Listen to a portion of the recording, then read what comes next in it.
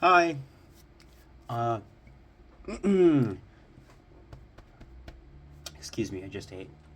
So today we have video number 3. I thought, what should I do? And all I see today is people panicking about tariffs. So, good day. Relook at those tariffs. Very interesting, especially after what, I kind of learned in the last article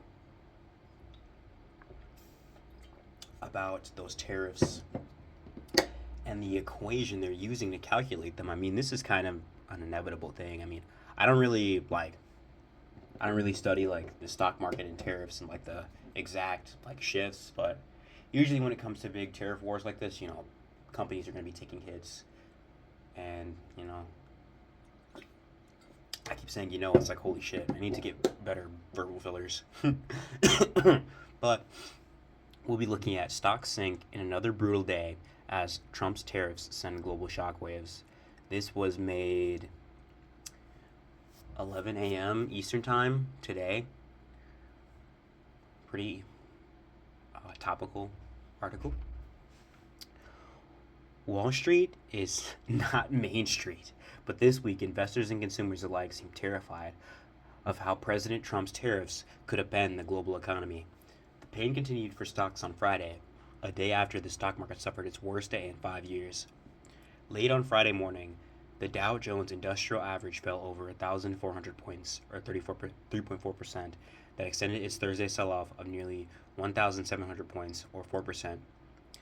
The tech-heavy NASDAQ, I think it's NASDAQ, and the benchmark S&P 500, which tracks the largest U.S. companies, also continued to tumble. Both fell more than 4% on Friday morning. Trump shocked businesses, investors, and global trading partners on Wednesday when he announced that his long-promised tariffs would affect almost all U.S. imports. He has imposed the taxes on U.S. allies and foes alike. Most U.S. imports will now face tariffs of at least 10%, with higher tax on goods from the European Union, Japan, China, and dozens of other countries. The global trade war intensified on Friday. China responded to Trump's taxes with a reciprocal 34% tariff on all U.S. imports. Other countries are also likely to retaliate. Here's another image of that tariff thing. Shock and anger. Economists warn the new taxes will result in higher prices and slower growth in the United States while spilling over into other countries and hurting the global economy. Investment bank J.P. Morgan on Thursday warned that the tariffs are likely to push the U.S. and the world into a recession. Businesses of all sizes reacted with shock and anger as they processed the sweeping costs that they and their consumers will now have to pay to continue doing business. Consumer spending is already slowing down, while consumer confidence has plummeted, and even a reassuring jobs report on Friday morning, with employers adding more jobs than expected last month, couldn't quiet widespread market fears about the onlook for the post-tariffs economy. Short one today. This article is another look at tariffs, and when we look through the news, I mean, a lot of stuff is, at least in the American news cycle, tariffs, Trump administration, deportation. A lot of people are talking about, sort of, when I say a lot of people, I mean my social groups, which I think I have pretty balanced social groups, a good amount of conservatives and liberals mixed in, so I try not to have too much of one voice be too loud in my ear, because that can be very bad. But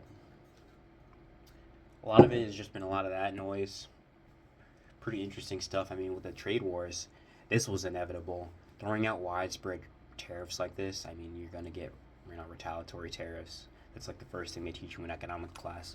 When you look at the problems with tariffs, there's always going to be the, okay, well, you throw out a tariff, we throw out a tariff, and America is such a import heavy economy. Like, we get so much stuff. You look at something, it's made in China, made in Mexico, made in Germany, wherever. So this sort of boost in tariffs is going to have an inevitable effect on consumers. Another thing that makes this a lot more interesting, though, is the way people kind of take it. I remember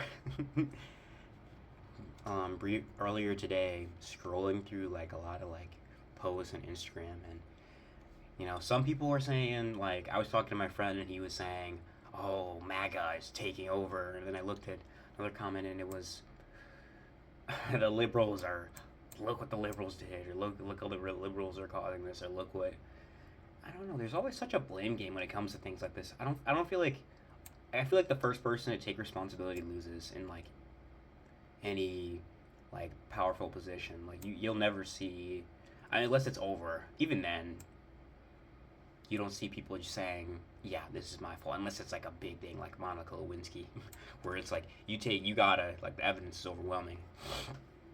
But even at if we see the end of the Trump presidency, and I say that because you don't know what's gonna happen in the next 4 years, we'd all be gone, nuclear war. But if we manage to see the end of the Trump presidency, I mean, I don't think that anything that's like going on now will be addressed the same way that Obama doesn't talk about the stuff that happened in his presidency very much, at least not the shortcomings of it. I don't think that's a thing in American politics where you apologize. I mean, the only way you're apologizing is if you're getting impeached and they prove you guilty, and then you drop your statement and you obviously try to be the bigger man and what's that? Not concede, but step down from your position or vacate it and let other people get it. But I don't think that's gonna happen with any administration. It's really interesting because I feel like it's the main reason for why people like argue like this. Like it's always a two-sided, you did this or you did this, all the time, and I don't know, which is really really annoying.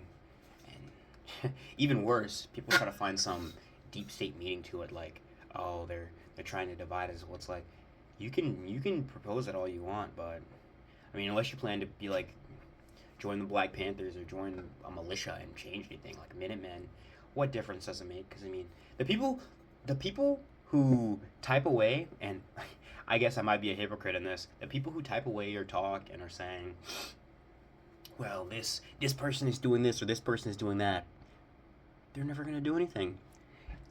I sincerely believe that anybody who does that, like, I mean, I bet some of you have seen, there's this guy on Instagram called Sonic whatever.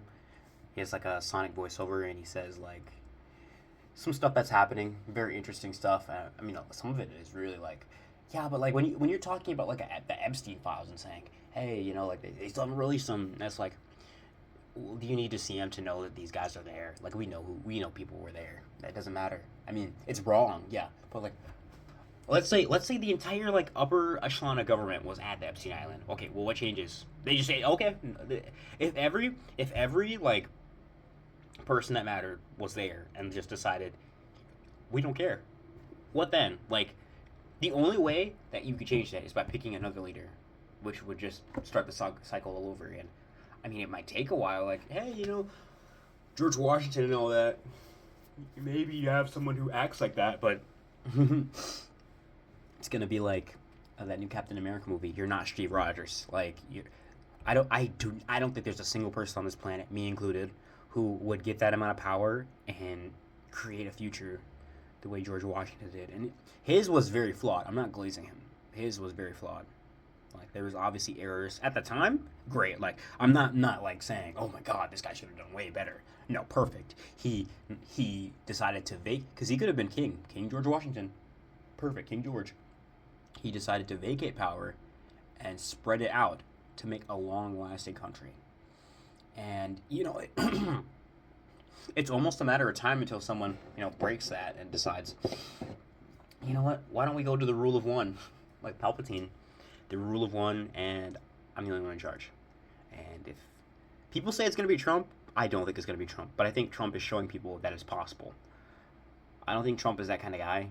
I mean, people hate on him and they want to call him racist and all that stuff, but I just don't think he's really wants to be like the supreme ruler of America or something.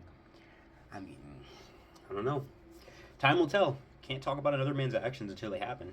Everyone wants to guess or theorize on what's happening or other stuff, but it's not really going to happen until we see it happening and we know. I mean, for the past few days, I've been seeing a lot of articles on deportation, and I mean, I feel like they're always kind of skewed. I mean, a lot of it's just people talking out. So there's not much to read, but maybe I'll look at one tomorrow or sometime next week, possibly. Uh, yeah. Overall, though, like just to kind of conclude, I feel like tariffs have always been bad. I don't. It's just taken the Trump administration for people to like actually look at them and be like, holy shit, oh my god, tariffs, when the tariffs come, they affect the consumer, oh my god. Like, that's always been a thing. Like I said, that's the first thing you learn in economics.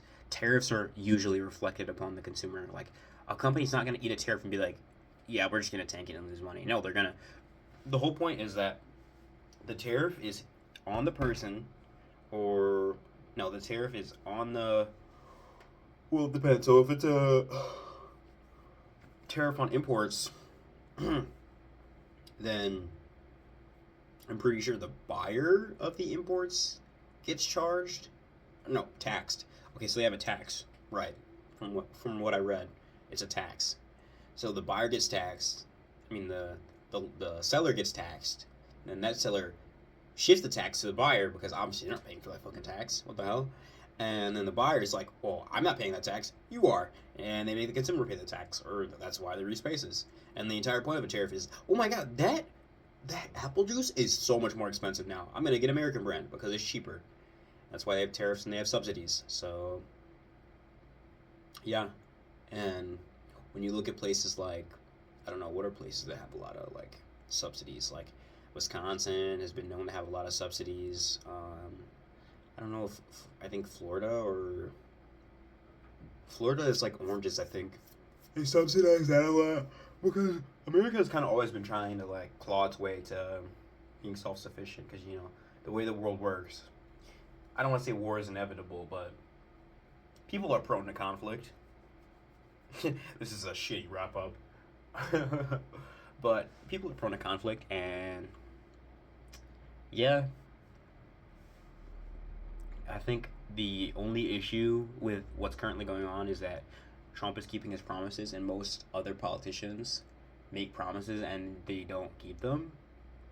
And I might sound like I support Trump by saying this, but I mean I don't have any specific opinion on him. Like, I don't like wake up and think, yeah, these guys are great, but I don't think he's like a tyrant either.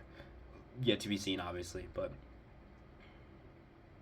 He said he was going to do these crazy tariffs. He said he was going to do it before he was elected.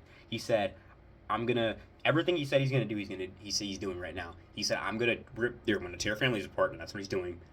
And he said, I'm going to drop a lot of tariffs, and that's what he's doing. Now, I don't know about that inflation part, because you can't really fix that, but whatever people will believe, right? Anyway, yeah, I'm actually done now. So, as always, don't believe what I say because I'm an undergrad right now, and hopefully in the future I can say, hey, maybe you can believe what I say because I have a master's degree, but you probably shouldn't. That's what I'll try to say, but no, I'm an undergrad right now, so not the most believable source. Obviously, you should probably check the article out yourself, make sure I'm not lying. Don't believe everything you hear. A lot of people out there to listen to. You should listen to most of them, not all of them. Some people have corrosive opinions. I'm gonna try to stop using verbal fillers. I used to not, but now it's just like, I don't know. See, I used one again, but that's all.